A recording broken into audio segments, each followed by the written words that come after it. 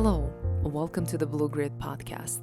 This is your host, Major Anya Fedotova, a psychologist at Los Angeles Air Force Base. What makes us resilient? What is grit?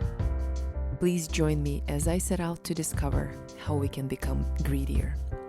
This podcast features current and former military leaders, mental health experts, elite athletes, veterans, special operators, superior performers, POWs, and others affiliated with the military who have overcome significant adversity. Each guest will discuss the unique methods and practices to help airmen and really all service members or anyone interested to build mental toughness and grit. The views expressed are those of the author or guest and do not necessarily reflect the official policy or position of the United States Air Force, the Department of Defense, or the United States government. Good afternoon from LA Air Force Base, BA Studio. This is Blue Grid Podcast, Anya Fedotova, episode 19. Today I'm here with BJ Lange, who is a medically retired United States Air Force Reserve medic. He is a 2-time testicular cancer survivor who serves as a comedy coach for the Air Force Wounded Warrior program. Welcome to the Blue Grid Podcast. Thank you so much for coming out. Thank you for having me. Thank you. Yeah. Very cool to be here. So you retired from the Air Force. Tell us a little bit about your Air Force career. I did. Unfortunately, my career is very long-winded as I am a retired A1C. So you can see I got very far in my career before, unfortunately, getting diagnosed with cancer. In February of 2015, I enlisted into the Air Force Reserve. I always wanted to serve, obviously come from a military family and all that good stuff that I'm sure people can relate to. And I'm an actor professionally, so went to school for theater, toured around, did comedy and shows and whatnot, and obviously film, TV, commercials. And on my 35th birthday, I figured I better do this before it's too late. I'm going to enlist in the Air Force Reserve, knowing that I could never go active duty. I was just too busy with my civilian acting career, but I didn't want to look back and wish I had done something, so I enlisted on my 35th birthday, right here actually at LA Air Force Base. Oh. So it's kind of bittersweet to be walking through here. I enlisted and went off to basic and became a medic, and then in July of 2015, I picked up orders to go down to Fort Sam Houston. I worked as a medic down there, and in the middle of my orders, I got diagnosed with cancer. So it was a very hard time because on one hand, I had this new diagnosis, but I wanted to continue to serve, and I just now got started in my career here in this new thing that I was so proud of, and went through a medical evaluation board at Fort Sam Houston, Lackland at that point, and then got medically retired in July of 2016. July 2016, I got put on TDRL status, so I'm currently on temporary disability retirement list with the hope of returning. And last year, they reevaluated me in January, actually, to see if I could return to duty, which was my hope for a long time, but unfortunately I had relapsed that summer before, so the Air Force saw that. They saw that I was still sick. Unfortunately, the cancer had metastasized into my lymph nodes, and they put me back on temporary medical retirement. So here's where I am. I've been here on TDRL in July, it'll be, I guess, 3 years here on the 28th, so pretty soon. And you just had an appointment? I did. I had a follow-up CT scan. This was, so for clarity's sake, just so that you can kind of follow my timeline here, my diagnosis was September of 2015. I noticed that my left testicle was getting large, and like probably most Guard and Reserve folks who get put on orders, you're like, I'm on active duty. I'm going to get all my medical stuff taken care of, because as a Guard and Reservist, you're paying for your TRICARE visits if you go to the docs. I'm going to go across the street here, get looked at, and they told me what it was, and I had surgery, and then I went through chemotherapy in December of 2015. Went back, was working on my orders, was weeks away from coming home and going back to my unit at March Air Reserve Base in Riverside, California. Unfortunately, they were like, you're stuck. You got to go through a med board. So I went through my med board. That started in May of 2016, and then my orders dropped towards the end of June after losing my informal board. They put me on temporary retirement, so that was July 28th of 2016. I was home for about a year, I was getting into the VA system, which is interesting, especially having worked medical and seeing things a little bit different from active duty military. I went through getting established and my care coordinated through the VA.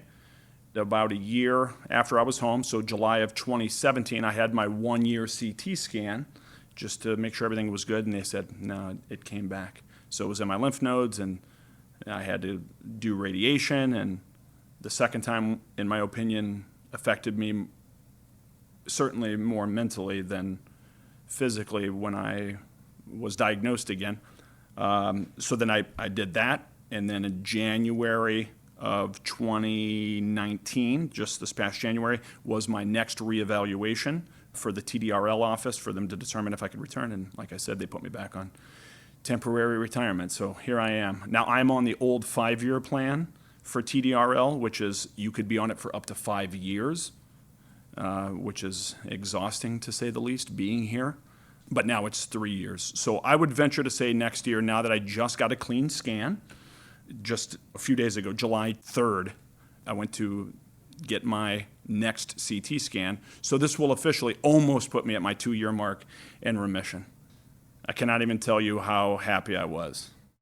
To hear the results. Yeah, I mean, well, I was so scared to even log into my account to see, do I want to do this? And I was biting my fingernails thinking about it. And of course I had anxiety, and I still continue to have anxiety thinking about that. Yeah. But I logged in, saw that it was good, and there we go. What's next? The question now is, what's going to happen? Am I going to be allowed to return to duty? Am I going to be put on temporary? Are they going to separate me with severance? Are they going to put me back on temporary retirement? And I should mention, before I get any further, that immediately when I was placed on the morning casualty report list because of my diagnosis, I forgot what the commanders call that, where you are listed as critically wounded, ill, or injured in the line of duty. I was enrolled into the Air Force's Wounded Warrior program. I didn't know that at the time because I was going through my board and then, transitioning out very fast and was very heartbroken. But in July of 2016, right after I came home, I got a call from the Air Force's Wounded Warrior program, not to be confused with the Wounded Warrior Project. This is the Air Force's Wounded Warrior program, and you should check it out at woundedwarrior.af.mil. And I got enrolled in that program, and then this is really where, especially with military and progress and understanding what happened to me and people that are like me, that was where a lot of changes happened being in the program. Okay. I want to come back to this topic, but Sure. Before we continue with the Wounded Warrior program, I want to ask you questions about your diagnosis and what Sure. was it like to hear the diagnosis for the first time? Yeah. So here I am, 35 years old, in the best shape of my life, unbelievably proud to be an Air Force medic. I was very proud of myself. I'm one of those people, and I guess my degree's in theater, and I kind of use a lot of my left brain, very creative. I'm a Second City alum, do a lot of improv comedy. And my whole life, I dip my fingers in a lot of things. I do a lot. I don't just have a 9-to-5. I never had just a 9-to-5. I was always doing many things. So for me to go through and become a medic was so important to me, and it gave me a new identity, and I was so proud. So here I am now, 35, never had surgery in my life, never had done anything. So I went to the clinic, and the PA that was there, who was palpating me, who was examining, giving the physical exam, was a female, so I had to have a male chaperone in the room. And this salty Army medic who's sitting in the corner, who clearly has no interest in observing this PA, basically on his phone, kind of just playing on his phone and then looking, making sure she's doing what she's supposed to be doing. And then he just looks over, sees me drop my trousers, notices how big my testicle was, my left testicle, and was like, without missing a beat, just kind of glances over.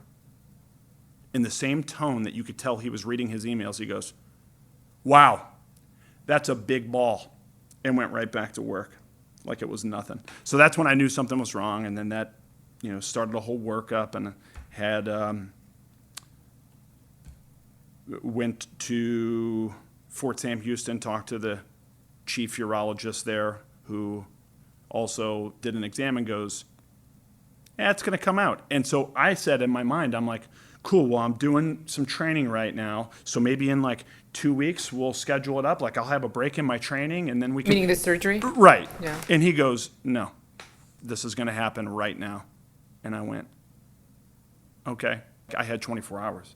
I'm not just going to lay here in this room, like I got to take advantage of this opportunity. So I went and got my books, came back, So at that surgery. point, did you know that you have, like, did anybody say cancer? Zero. I mean, everyone was saying, and the doctor was saying, Like there's tumor. It's most likely a tumor. I mean, you could tell from the ultrasound that it was.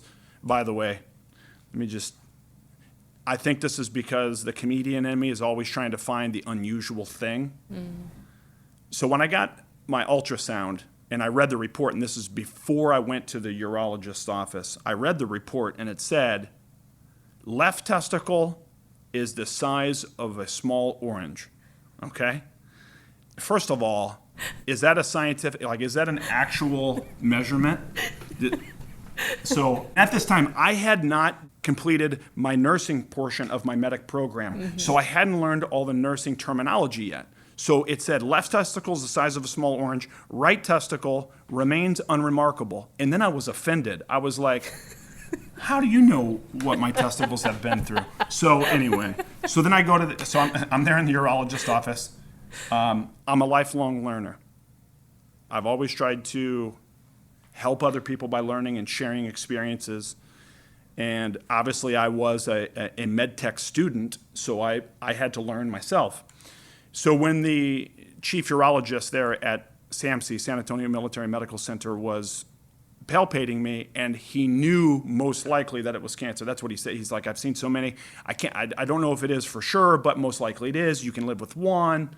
And of course I was like, well, can we do a biopsy just to make sure that it is cancer? He goes, we could, but it could possibly spread. That was the first time I even thought the idea that this could go systemic or something else. But he goes... Meaning that you didn't have time at that point. Right, like I didn't, This is time sensitive. He was like, yes, this is going to happen soon. Yeah. But because this is the teaching hospital and because I understand that people need to learn, he goes, Airman Lange, do you mind if I bring in some brand new lieutenants who are getting their specialization in urology? And I went, yeah, sure. Of course, by all means. And let me be clear, I'm 35 years old, I understand, so it wasn't too uncomfortable for me. Yeah. And this room, within 5 minutes, lined up with all these brand new lieutenants. There must have been 20 of them. And they all took turns to understand. Oh, God. It was a good experience for them. But he goes from the other side of the room. He goes, Airman Lange, how you doing? I said, sir, with all due respect, this is the most excitement I had since basic training. But it was a good learning experience, and hopefully that experience though will help save someone else's life. So I had surgery the next day. This was also where I soon learned how to be my own advocate.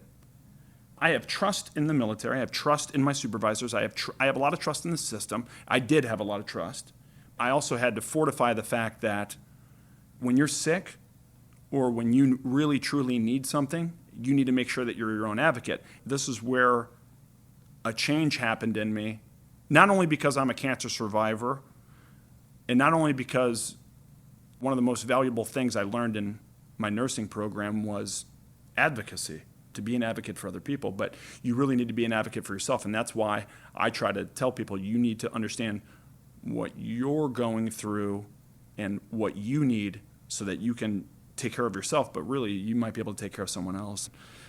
When I had surgery, a lot of new experiences obviously happened. And then when I went through chemotherapy and I got sick, and my active duty, the unit that I was with was fantastic. And my commander was a nurse, so he was very understanding. He went with me actually when I got my diagnosis. And I'll be honest with you, it was no big deal. I didn't think that much about it. I didn't care. It was no big deal that at that time I was diagnosed, caught early, testicular cancer, no big deal. I had my left testicle removed, had a left radical orchiectomy. I had to make a choice, by the way, and this was kind of challenging for me. I had to determine whether I wanted to do radiation or I wanted to do chemo or if I wanted to do nothing, because I was at a stage where it was kind of my choice and what do I want to do. And I mean, I had to take weeks and think about it. They wanted to get it going soon, obviously, so it doesn't spread.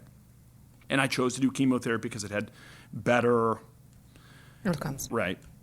So I did that in December of 2015, and then I returned. But it was no big deal. I went back, I got off profile, I was back in, and it was really not that big of a deal at that time. Yeah.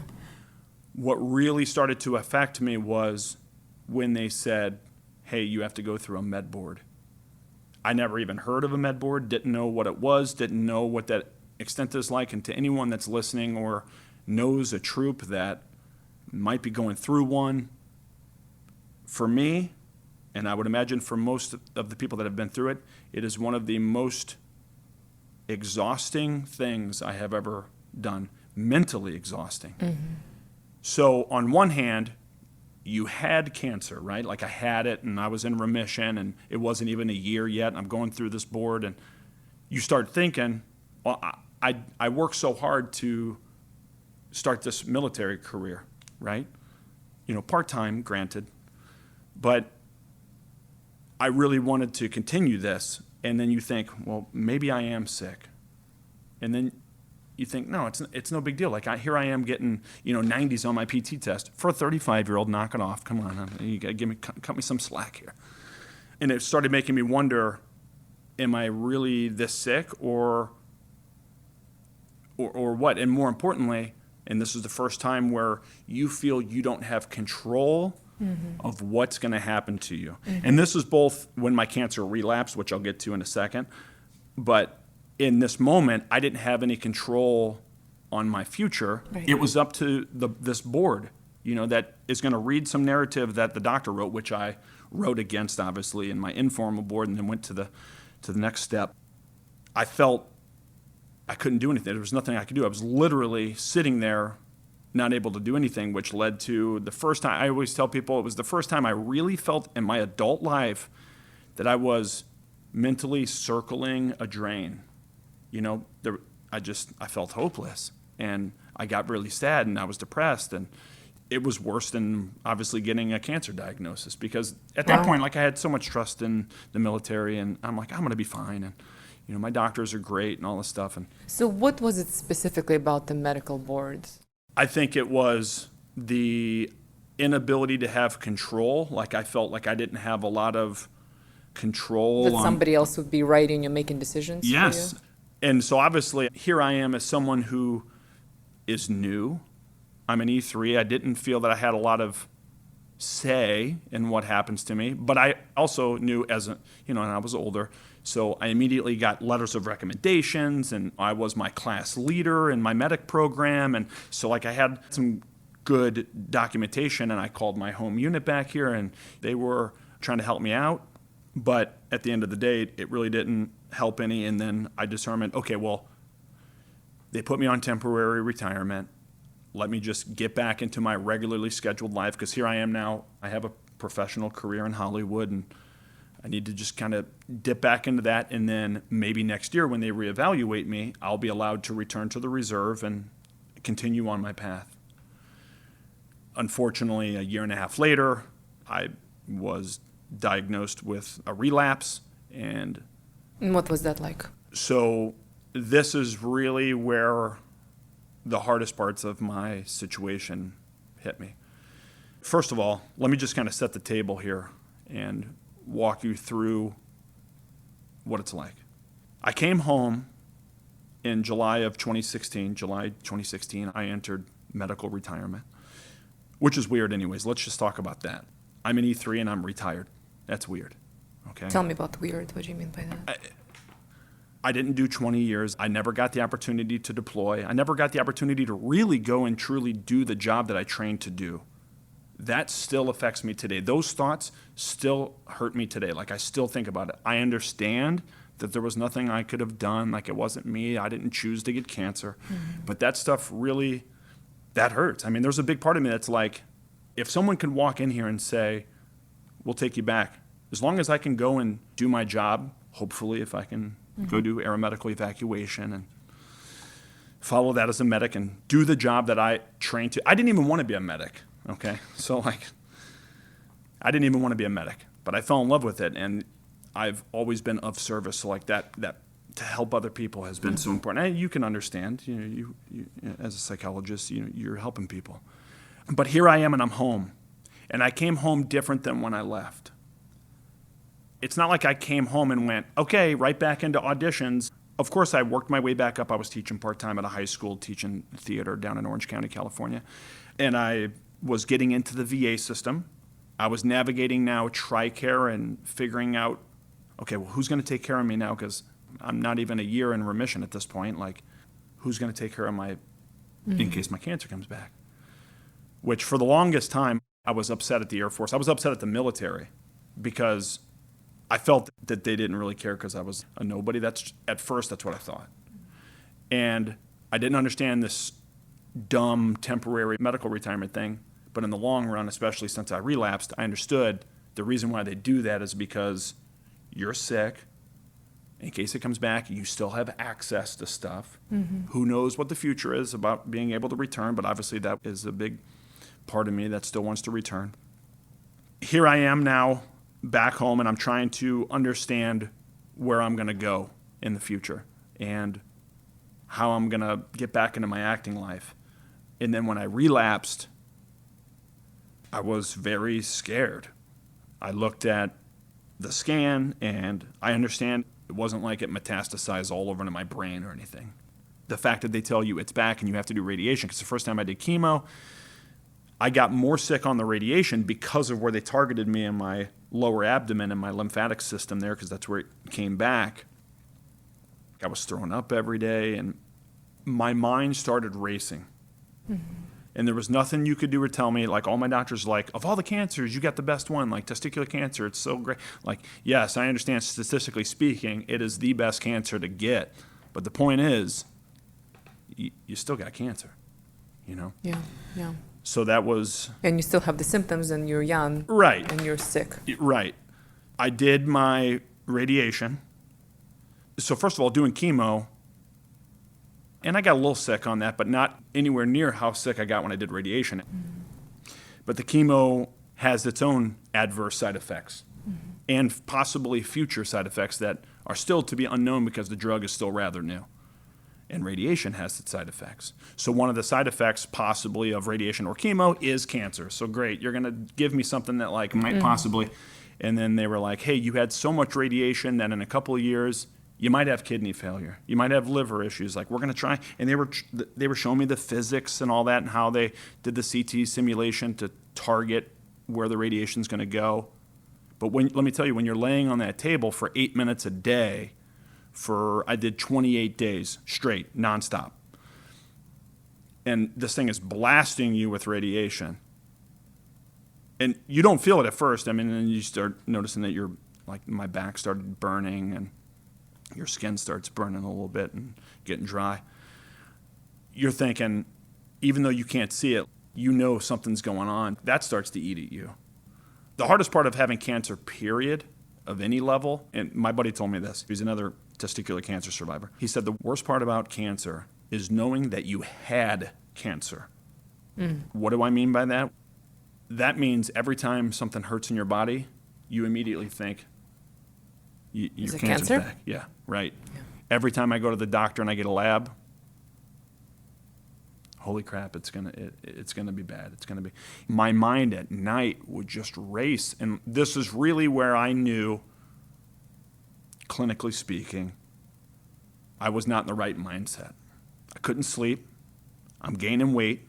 I'm biting my fingernails, and naturally, just by virtue of all the stuff that had happened previously, getting put on TDRL, going through a cancer diagnosis in the first, I could understand some anxiety, but I handle stress generally really well. But when I couldn't sleep, or if I would fall asleep after laying in bed for 2.5 hours, most nights, and then wake up to use the restroom and can't fall back asleep, something's not right, because my mind would start racing. And I'm getting heated and I'm getting agitated.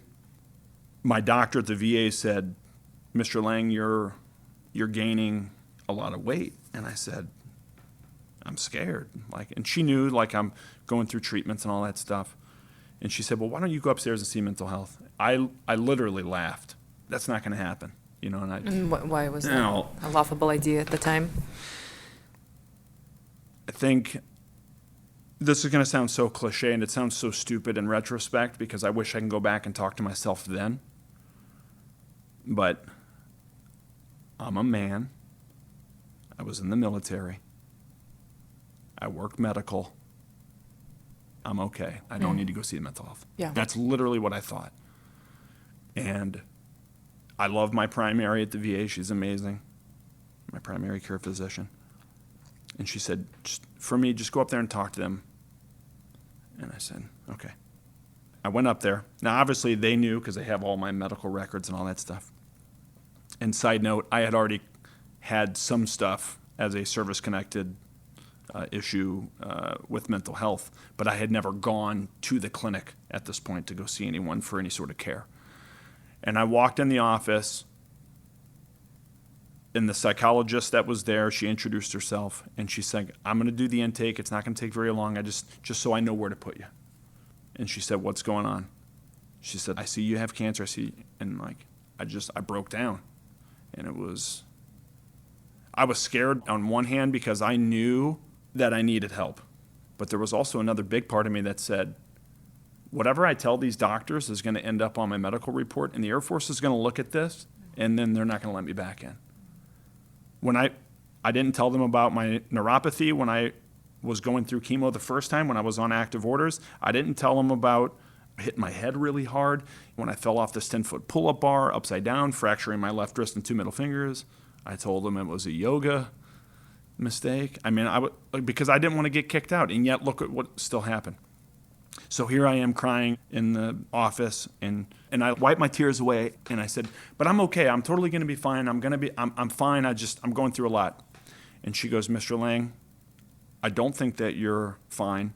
I think that you are dealing with a lot of cancer and other side effects. It's not just the cancer. I was dealing with a lot of pain that I had, nerve damage, and new ailments from side effects that were starting to eat at me from all these side effects, like hearing loss. It's no big deal, but you're thinking, damn, I am messed up. I got my fingers and my toes tingle, and I got nerve damage through my left side, and I'm having migraines now, and I never had migraines.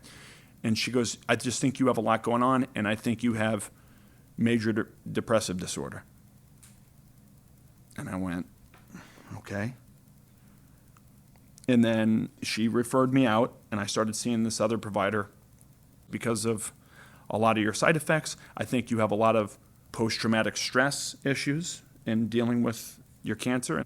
At that time, I didn't really understand it, because first of all, when you see any kind of provider and they're telling you all this stuff, you almost don't want to hear it, because you don't want to hear that you're sick. Mm-hmm. You don't want to hear how sick you are, or because in my mind, I'm fine, mm-hmm. But then you start hearing this, and there's a part of you that's like, I don't want to believe this. How do I have post-traumatic stress? I didn't get blown up in combat. I didn't get hurt on the job. I got cancer. It was a lot of the psychological trauma, I think, that came from getting so close to a brush with mortality. Let me just set your listeners up here. So I had been home for a year. I went in to get my CT scan for a year being home at the VA, and then that's when they told me that it was back. And I was dating a girl finally. I hadn't dated anyone since before I took those orders. Almost 2.5 years since I had even been on a date. I didn't really care too much to date, because I wanted to take care of myself. And I was dating this woman who I was really crazy about. I told her I was going for an Air Force Wounded Warrior event. That's when I got notified, hey, your cancer came back. My primary called me, my oncologist called me, my radiation oncologist, my hematology oncologist called me, and I was starting to get a little nervous. And I said, hey, they told me my cancer came back and I'm going to start radiation. She's like, oh my God, I'm going to be there for you. We're going to do treatments together. So I was like, cool. And so I took her on a trip before I started treatments because I didn't know how sick I was going to get. We started treatments, and then 2 weeks into my treatments, this is a true story, I threw up on her shoes, and the next day she stopped seeing me. Now, in all fairness, they were very nice shoes. I just think the cancer was really hard for her to deal with, and she split. But that also made me feel like, holy crap, I really am sick. I can't even have a relationship. And then a week later, I got let go from my part-time job of 12 years because I was on disability too long while I was going through treatments. I lost my job that I had. Everything just started falling apart. It was just one thing after another. I know you said you haven't dated anybody for 2.5 years prior to this, and I imagine something like a testicular cancer can really impact your self-esteem, your Yes. confidence in dating. Sure. And so now you're losing this relationship, you haven't dated anybody, and you're fired from your job. Yeah. Where are you in your heart and your mind? What's going on? So my relapse was compounded. My first diagnosis, everything just seemed normal, ebb and flow. Okay, this sucks, do this, you'll be good, and it evened out. Yeah. So there is a kind of a sense of predictability. Yes. Yeah. If I took that starting point to where all this stuff initially happened, and then I went to where I am now with this cancer relapse, everything compressed, and it put me in a different mindset. I felt depressed. That's what it was. I was scared to date people at first because there's a little bit of, and I understand everyone listening is probably like, you lost a testicle, no big deal. I understand that. I totally get that. My mom's had a great quote. She's like, no one cares about one testicle. Like, no girl in her right mind cares. I understand that. I totally get that. However, my mind always goes, and I was talking to some breast cancer survivors, and it's the exact same feeling. It's not what they say to me if someone were to notice that I only had one, if we were getting intimate or whatever like that. It's what my mind thinks that they will think. And what do they think? I had body imaging issues, aside from gaining weight, obviously, from being depressed, but even prior to that, body imaging issues was a big deal. My left side of my thigh, still to this day because of the surgery and they hit a nerve, is messed up. Between all the radiation affecting my nerves, I was diagnosed with erectile dysfunction. That was just getting that diagnosis. That's not fun, for a guy. And then loss of a testicle, and my body's trying to compensate. So I had low testosterone. So you have to try to deal with that. So there's a lot of parts that are eating away at you that take away being, I'm not going to say a man, but just who I was. Now I had to get used to this new normal and what this new normal is. As you were going through these really difficult times and almost your identity has been Taken away or changing, what did you do? How did you cope? I think what really helped me in understanding my identity again was proof that I'm still here, that I'm still strong, and that I can still continue to help people in other ways. And while I'm telling you all this unfortunate stuff that happened to me, there are so many positive things that have come out of this which were unintentional, kind of like a Zen gift in a way. The biggest multiplier of my positives was being enrolled in the Air Force's Wounded Warrior program. Right when I came home, I got enrolled in this program, and the Air Force Wounded Warrior program does adaptive sports, so they show you what you can do with sports to help you, and that made me feel strong again and proud. And okay, running isn't that great for my body anymore because of the nerve damage, but now I can swim. Now I can get in a recumbent bicycle. And the hope was always to go to the Air Force trials at Nellis Air Force Base and then get on the team to represent at Warrior Games and compete against all the other military folks that are there from the other branches, and then with the hopes of going to the Invictus Games. And I was in the program starting in July of 2016, and I immediately said, this is awesome, and I could be helping so many other people. So I did their ambassador program so I can go around and share my story and how the program helped me, thus raising awareness for the program. And then I became a mentor in the program, so when new airmen come in the program, I can take them under my wing and show them what this program is. And it's not just adaptive sports. They have resiliency programs at night. And this is really where I started to see that there's some good positives here, and that I feel, even though these sports are amazing, and unfortunately I was on the high performance track to be able to go and compete, but when I relapsed, my doctor at the VA wouldn't fill out my paperwork for me to compete because she thought I was too sick. And that's a whole nother story, because my oncologist was like, you should have talked to me, but I kind of let that go. But once again, a blessing in disguise. So I didn't get to go to trials and compete, but what did happen was I got more involved in the resiliency programs that the Air Force program has. And so at night, at these care events that they do around the country, they have music, and the former lead guitarist of Korn, a guy named Wes Geer, runs a nonprofit called Rock to Recovery. And Rock to Recovery comes to these events and they teach how to use music as therapy. So they do music therapy.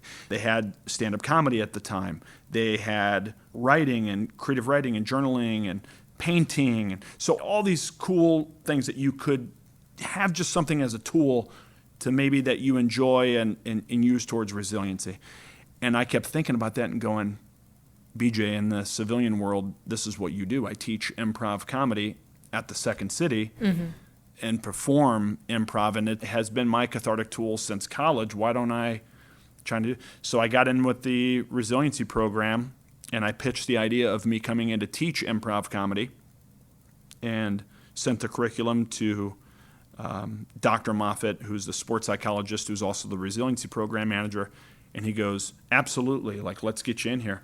In July of 2018, a year ago from right now, I went to do my first test. It was a little test, and people loved it, and it was amazing. So now I use improv comedy as a healing tool, and I've been going out to all these events. And even though I didn't get to go to Warrior Games as an athlete, and who knows, maybe next year we'll see, I think that I have found a more important way for me to serve and to help people to use improv comedy.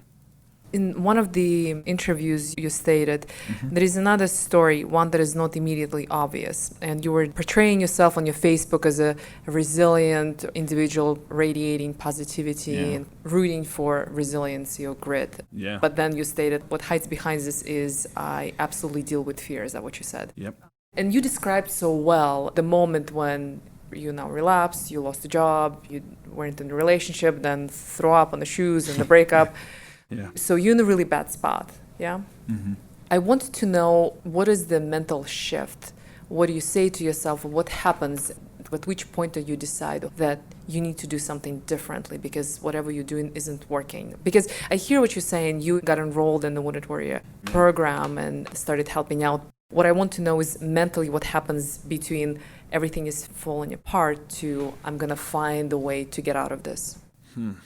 Well, the first part of your question, how do I deal with on the outside? Like, if you go to my social media, and I'm an actor, so it's pretty easy to find my stuff. In light of the last 2 years, people have connected with my story. And it doesn't have to be testicular cancer. People connect because I'm pretty open about how my depression has affected me, or getting different diagnoses. If you go to my social media, you see me as someone who is very outgoing, enthusiastic, and all that. But I try to be honest without being overbearing to the audience about how depressed I mean, let me tell you, even though I'm sitting here and like I just got good news, it's not like I just go home and like I'm amazing now. Like, no, I still have a ton of fear and still depressed. I'm still not where I want to be, and I still don't know a lot of what's going to happen. There's still a lot of fears. Can I have kids? Will I have kids? Will I ever get married? All of these things which really are rooted from my cancer diagnosis. One thing I want to say is that I feel that when people were messaging me and they saw these stories that I'm sharing, and they saw how open I was about it, it really connected with people. And I felt like I was being of service in that regard, and people were using this to live vicariously through me. And that's great. But you are right. I was very down. I was very behind the scenes, like, yeah, turn the lights off and like talk to me. And here I am, especially up until last year, like I'm stressing out, going to eat donuts, feeling hopeless and not doing what I need to be doing.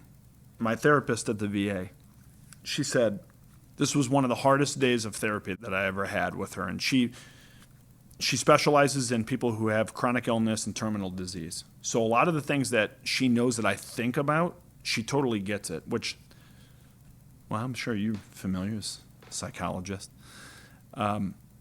She held up a card and it said, happiness.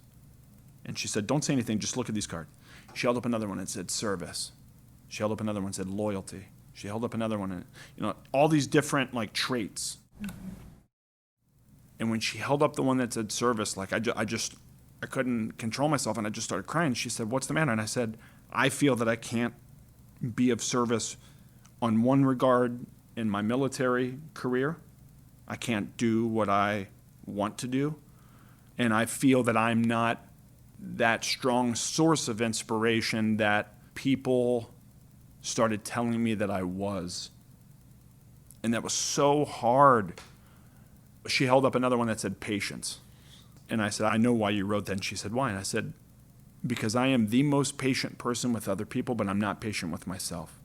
And I beat myself up, using cancer as an excuse, using anything that happened to you in your life as an excuse to not get up in the morning and go to the gym because, your legs hurt. Well, what did I learn from Air Force Wounded Warrior? Well, I learned go adapt and do something different. You could still do other things. The biggest thing that I preach on people as a resiliency instructor that you learn from improv is to just step forward. There's a famous quote from Del Clote, who we consider the godfather of modern day improv comedy. And he said, fall, learn how to land on the way down. And that really rang true last year when for hours on hours in the morning before I would go to treatment, I didn't want to get up and get out of bed. I was terrified. I was scared. I was heartbroken. Why did you get up? Well, one, because I knew I had to go take care of this cancer, but I had to taste my own medicine of go forward, let's just see what's going to happen. It's really easy to sit back and say, I'm just going to, whatever happens, happens, and I'm not going to do anything and put my head in the sand. It's really easy to do that.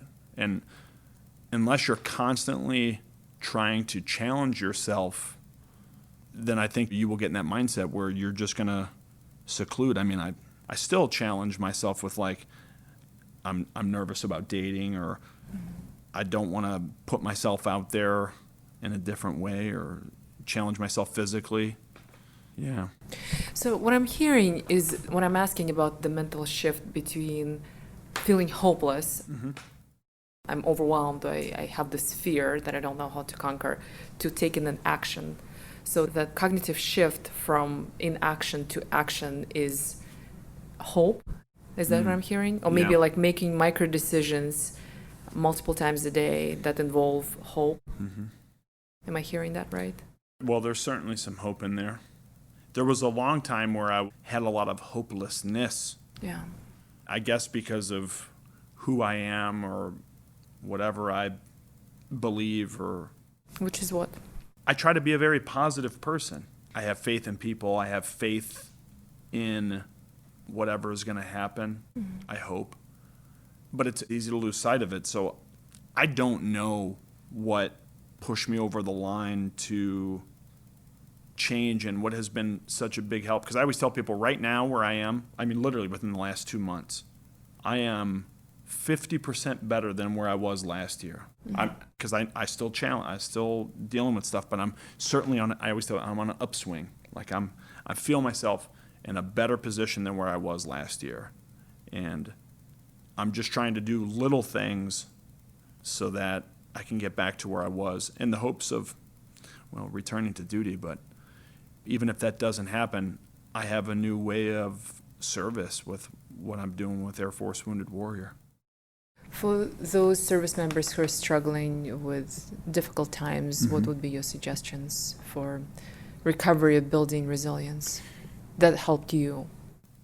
in what I teach with Air Force Wounded Warrior and applied improvisation, it's not just one little nugget. Trying to, at the end of the day, ultimately, I'm just trying to create some smiles and laughter therapy and have fun together. I mean, really, that's the base. But the question is, what are the byproducts of this process that we do, which is called improvisation, that can help people? And like I said, step forward and learn how to fall and land on the way down. Get out there and try. Get out there and try. Even for me right now, I know that I should go walk 2 miles, right? And then the next day, try, do some sprints, right? And then eventually I'll be where I want to be, which is to be able to run 3 miles and not have a problem where I used to be. That's like my big dream right now, is to be able to run and hopefully be able to deal with the pain that I have from my hip and nerve issues. So that all comes from exactly what I teach, which is just try, give it a shot. But on a life skills standpoint and interpersonal skills, communication, we focus on little things like eye contact, listening, problem solving, thinking outside the box, and using improvisation, knowing that we are strong enough by ourselves. I don't have to have a script. I could improvise something, and it's going to be just as beautiful as if we were going to do a Shakespeare straight play, right? Knowing that you have that ability. And I think when people get that, thus they work on trust and team building with other people, trust in themselves. These are the skills that really helped me last year when I relapsed, to say, hey, I need to do this. I'm on an improv team with my buddy, and we've been playing together for 6-7 years. And he and I, a 2-man team called Tackle Box, and I'm on a couple of other teams too, but he and I have been playing together so long. He's been through me since when I left for the military. He was with me through all of my cancer stuff. And when he and I get together and play, or anytime I play, but really with Josh, we are just 2 big kids having fun. And it was so hard for me last year to remember how fun that was. There was days where I'm like, I just want to cancel the show because I'm sad, or I'm depressed, or I'm scared. And you don't cancel because? I thought I didn't cancel, I guess, because, the old actor in me, I guess the show must go on. But maybe there was a little bit of hope in there that says, just do it. Afterwards, you can say, I don't want to do another one. Just try to remember the fun that you had from it. Mm-hmm. When I go to do these Air Force Wounded Warrior events, there's oftentimes a couple of airmen who are there who are experiencing not only the Air Force Wounded Warrior events for the first time, but who are experiencing these resiliency-specific things for the first time. For instance, most people that I teach at AFW2 have never done improv before.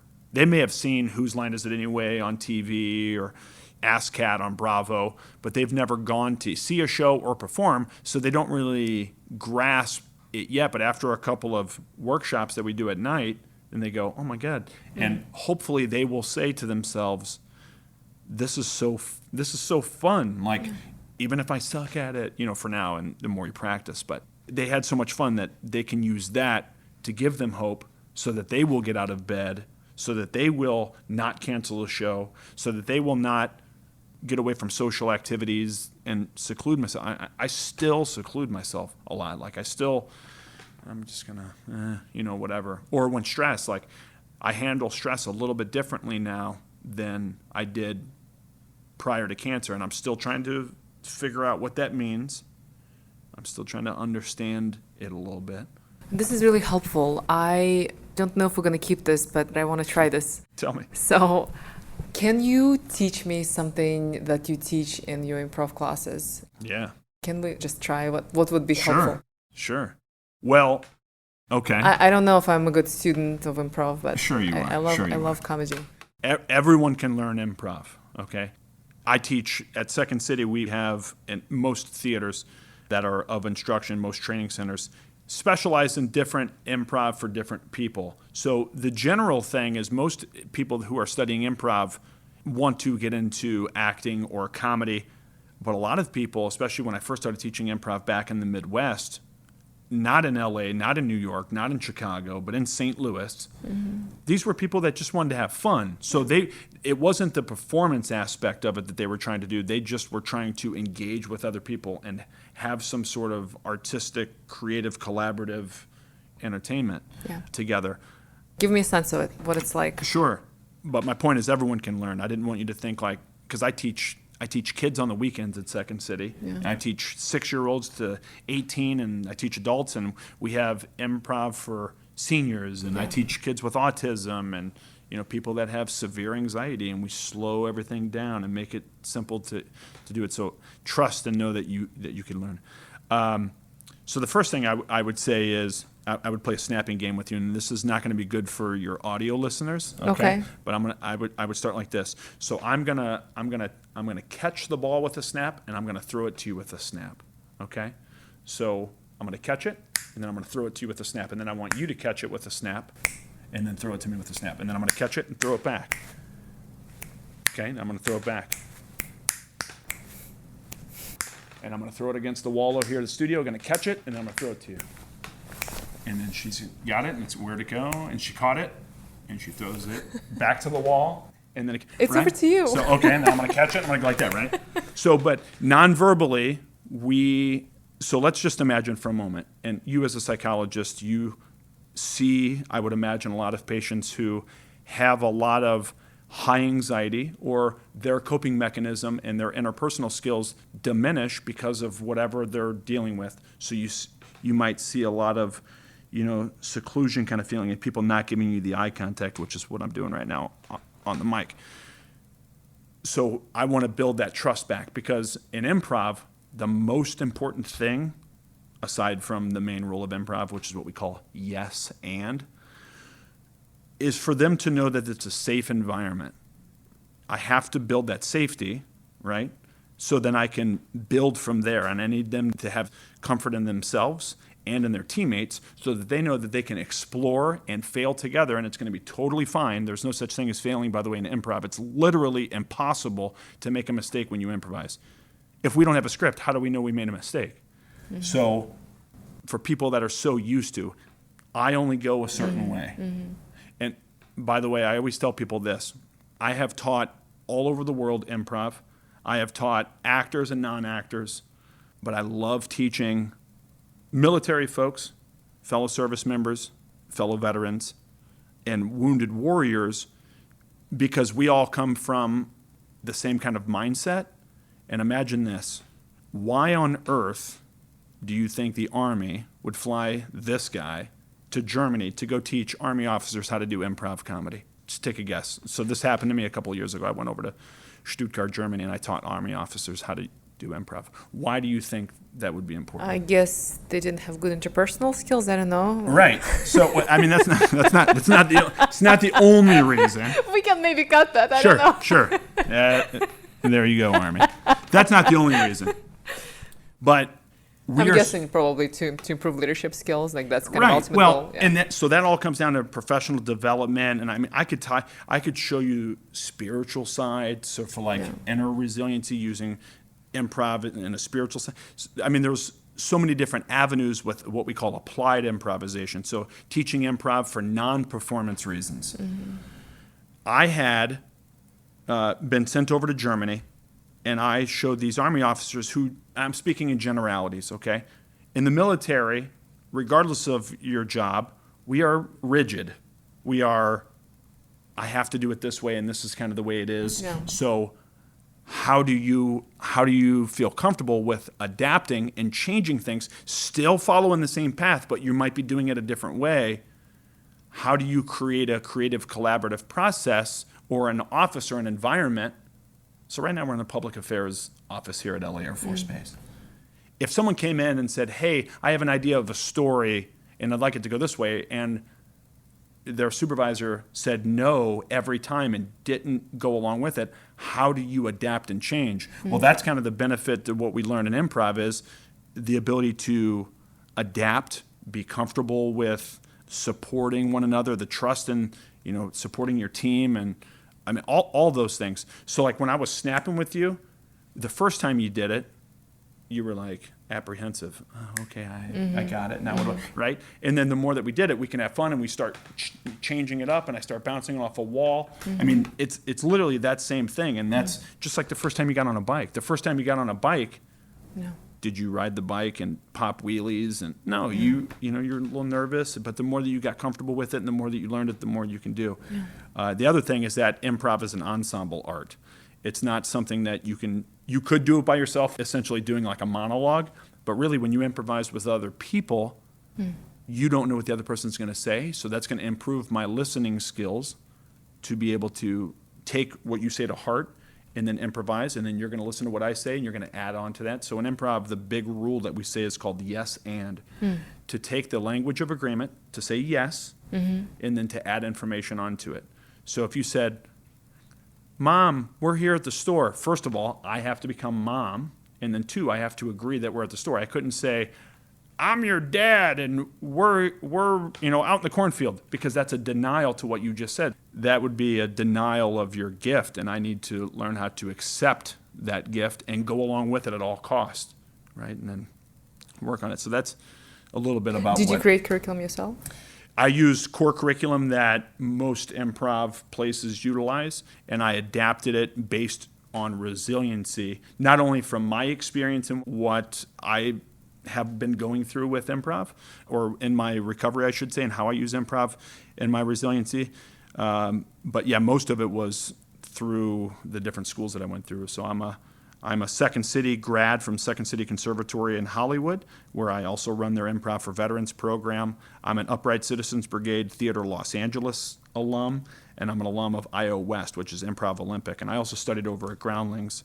So improv, you can say, is my heart and soul, and that's really where I live. But the question is, how do I take this and show people who have never done improv, how can they take this and do it? And then someone who maybe had military sexual trauma, or someone with PTSD, or someone who might not be able to play that snapping game because maybe they lost their arms. So how do we adapt and be able to include people and still show them, hey, you might not have your arms anymore, whether you have prosthetics or not, but you are still able to participate and be just as a part of the ensemble as anyone else. It's almost like helping somebody be alive again, kind of be lighthearted and participating in life again, yeah? Everyone's going through stuff, right? Yeah. Everyone's going through stuff. Yeah. I was in Hawaii for Air Force Wounded Warrior. We went to Pacific PACAF in Hawaii, so we were at Pearl Harbor. And I taught evening workshops.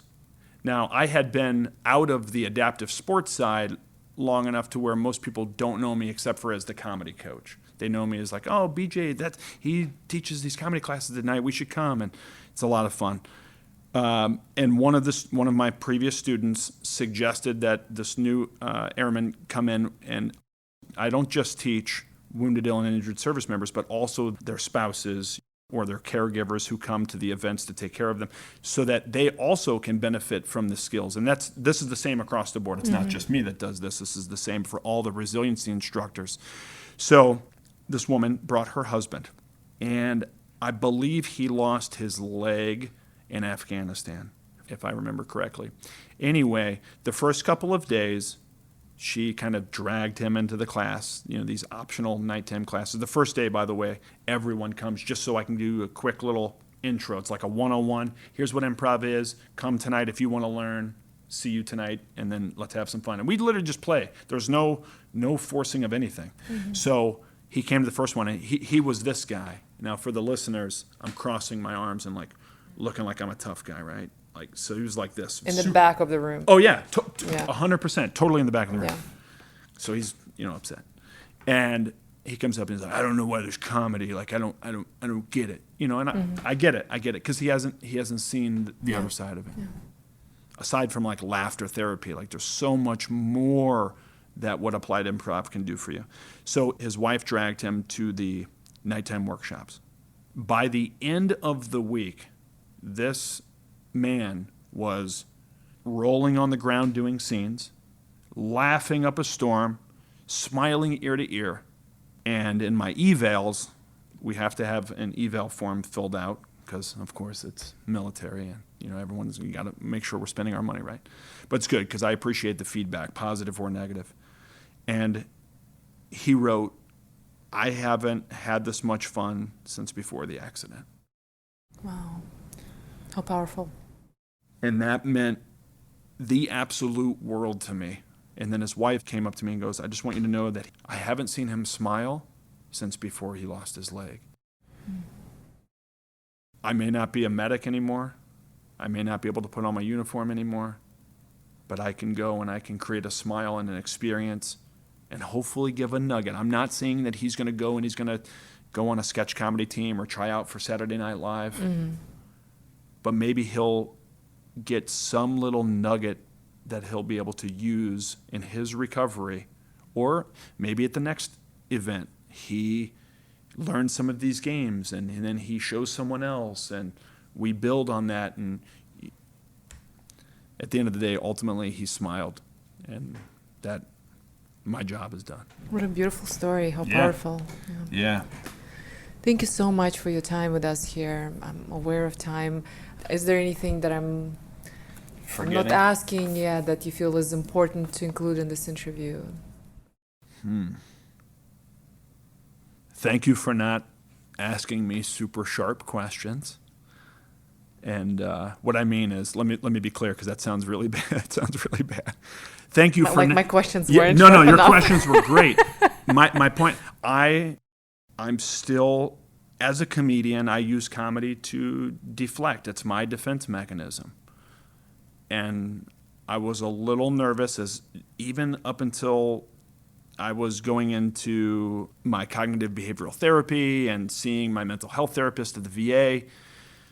She could tell when she was asking me questions that I started getting a little nervous about, and like I can feel my chest tighten because I'm dating and future and what's going to happen and are you scared of your cancer coming back? I mean, all these kind of things that I was so nervous about.